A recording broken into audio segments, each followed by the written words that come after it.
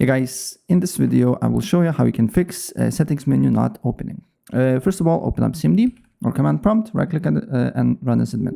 If for some reason search thing not working for you, what I suggest to do here is to press Windows and I key or write run. Then here you need to write cmd and press Ctrl Shift Enter to open up as admin.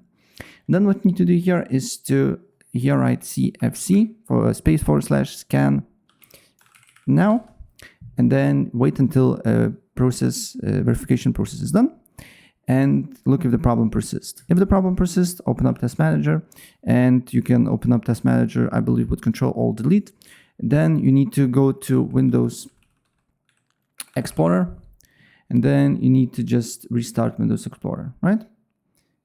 And look if the problem persists. You can do it with all of them and look if the problem persists. If the problem persists, then right click on your Windows icon here, go to terminal, that is admin, and then here you need to put a few commands. So the first command is this one.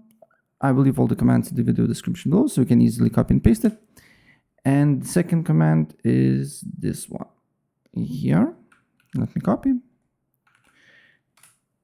And after that, your problem should be fixed after you restart your computer. So yeah, that's it.